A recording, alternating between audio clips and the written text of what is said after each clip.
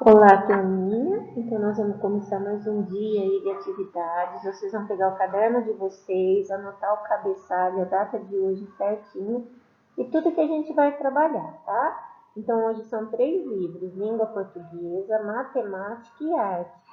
E vamos dar continuidade à atividade que a gente tem feito todo dia ali da campanha Maio Laranja, de prevenção ao abuso, à exploração de crianças. Vamos começar então assistindo aqui com a atividade Mais Laranja. A gente vai assistir esse vídeo, essa contação da história com a Fafá, tá? A história é o Não Me Toca, Seu Boboca. Hoje então vocês só vão ouvir mesmo a história.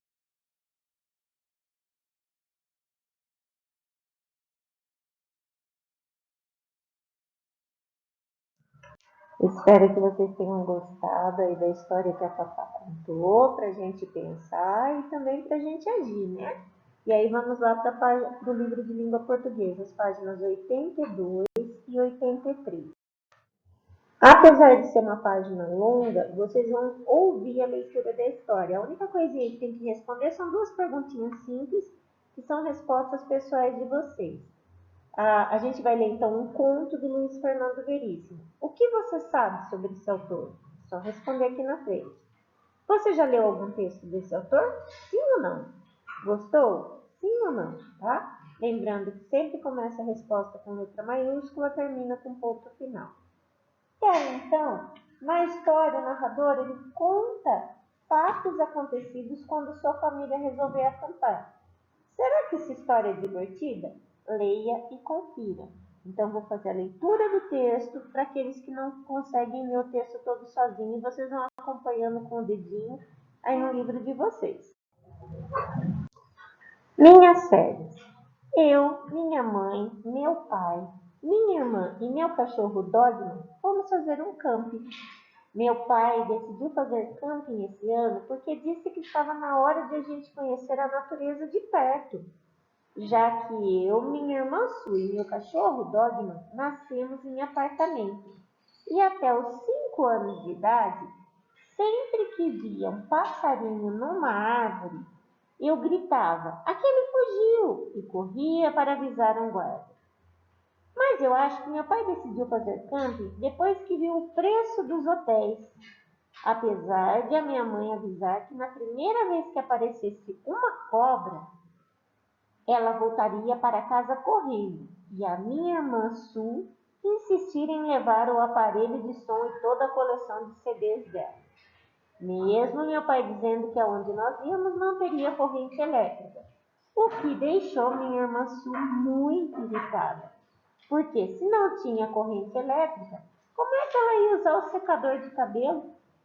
Mas eu e o meu cachorro Dog não gostamos porque o meu pai disse que nós íamos pescar e cozinhar nós mesmos o peixe pescado no fogo e comer o peixe com as mãos. E se há uma coisa que eu gosto é confusão. Foi engraçado o dia em que minha irmã abriu a porta do carro bem devagar, espiando embaixo do banco com cuidado e perguntando: será que não tem cobra? E o meu pai perdeu a paciência e disse: entra no carro e vamos embora. Porque nós ainda nem tínhamos saído da garagem do edifício. Na estrada tinha tanto buraco que o carro quase quebrou e nós atrasamos. E quando chegamos no local do camping já era noite. E o meu pai disse: este parece ser um bom lugar, com bastante grama e perto da água. E decidimos deixar para armar a barraca no dia seguinte e dormir dentro do carro mesmo. Só que não conseguimos dormir, porque o meu cachorro Dogman passou a noite inteira querendo sair do carro.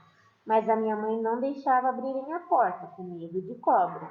E no dia seguinte tinha a cara feia de um homem nos espiando pela janela, porque nós tínhamos estacionado o carro no quintal da casa dele. E a água que meu pai viu era a piscina dele, e tivemos que sair correndo. No fim, conseguimos um bom lugar para armar a barraca, perto de um rio. Levamos 2 dias para armar a barraca, porque a minha mãe tinha usado o manual de instruções para limpar umas porcarias que meu cachorro Dogman fez dentro do carro. Mas ficou bem legal. mesmo que o zíper da porta não funcionasse. E para entrar ou sair da barraca, a gente tivesse que desmanchar tudo e depois armar de novo. O rio tinha um cheiro ruim, e o primeiro peixe que nós pescamos já saiu da água cozinhado, mas não deu para comer. E o melhor de tudo é que choveu muito, e a água do rio subiu, e nós voltamos para casa flutuando, o que foi muito melhor que voltar pela estrada esburacada. Quer dizer, que no fim, tudo deu certo. E aí, então, esse aqui é o Luiz Fernando Veríssimo, o escritor aí desse texto que a gente leu. Ele nasceu em Porto Alegre em 26 de setembro de 1936. É escritor, é humorista, é cartunista, tradutor, roteirista de televisão e ainda autor de teatro.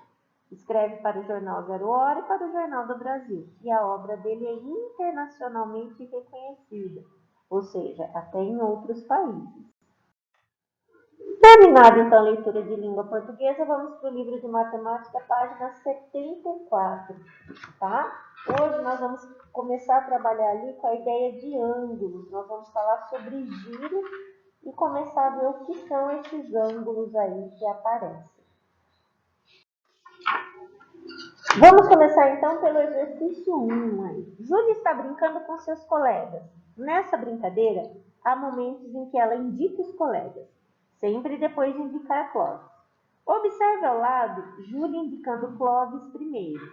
Então tem aqui, ó, a Júlia e ela indicando o dedinho dela apontando para o Clóvis.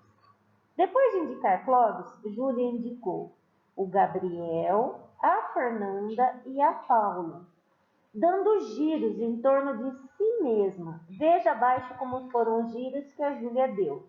Então, o primeiro ela indicou o Clóvis e depois o Gabriel. Depois aqui, do Clóvis para o Gabriel, ela fez esse giro aqui. Depois do Clóvis até a Paula, ela fez esse giro aqui. E aí, o menor giro que a Júlia deu foi para indicar quem? E o maior? Então, voltem a observar a figura acima para ver qual foi o menor e depois o maior giro que ela deu, tá? Quem que ela indicou nesses giros. Um giro dá a ideia de uma figura geométrica chamada ângulo. Quanto maior o giro, maior a abertura desse ângulo associado a ele. Então, aqui a gente tem o giro e aqui a gente fala na abertura do ângulo, tá? Esse sinalzinho aqui, ó, que vai formando o ângulo. Agora, 2. Observe os giros dados por Vanessa e em seguida responda. Então, o giro 1 veio daqui até aqui, tá? O 2 veio daqui até aqui. E agora o 3 veio daqui e veio para até aqui. Dos 3 giros dados por Vanessa, qual foi o menor? O 1, o 2 ou o 3? É só responder aqui e a gente finaliza a atividade de matemática de hoje. Depois nós vamos para a atividade de arte. Vocês vão pegar o livro, então, e nós vamos abrir lá nas páginas 32 e 33. Hoje a gente vai falar do clube de gravura da turma. O que vocês vão fazer? Vocês vão observar essa gravura aqui que foi criada por Aldemir Martins, tá? E aí a gente vai perguntar, você sabe como funciona um clube de gravura? Tem a pergunta pra gente, aliás, né? Você sabe como que funciona? Geralmente os sócios podem adquirir gravuras de artistas, participar de cursos e até compartilhar momentos de produção artística em ateliês coletivos. Os participantes compartilham materiais e trocam experiências e ideias. E aí, o que você acha dessa proposta de criação em grupo? Que tal criar um clube de gravura da sua turma? Vocês então vão criar desenhos que vão poder ser transformados em xilogravuras e cromoxilogravuras. Como que a gente vai fazer isso? A gente tem aqui o criando xilogravuras. O que é preciso fazer para criar essa xilogravura? A gente tem que desenhar, tem que gravar a xilogravura, tem que entintar e imprimir e montar uma tiragem. São os princípios básicos dessa gravura. Então, vocês querem aprender? Vamos lá observar? Aqui, então, tem o passo a passo de como fazer. O que a gente vai precisar? De uma matriz que pode ser uma placa de gesso, no ideal, um isopor. Lá na xilogravura a gente aprendeu que a placa é de madeira, mas aqui a gente vai adaptar para os materiais que a gente tem, tá bom? Vai precisar de uma tesoura escolar, de chave, lápis ou caneta para criar as gravações, tinta guache preta para pintar, passar tinta na matriz e folhas de papel de seda brancas para impressão. Se a gente não tiver folha de papel de seda, pode ser a folha sulfite ou até mesmo uma folha de caderno, tá? Depois, o que vocês vão fazer? Vocês vão depois não, primeiro, o que vocês vão fazer? Desenhar ou gravar. Como? Vocês têm aqui então na imagem 1, tá? O que vai ser feito aqui, ó? Vocês vão pegar a placa que vocês têm, tá? E vão gravar na placa usando uma chave ali. Crie traços, linhas, formas, texturas sobre sua matriz. Na gravura, o desenho ficará ao contrário depois impresso.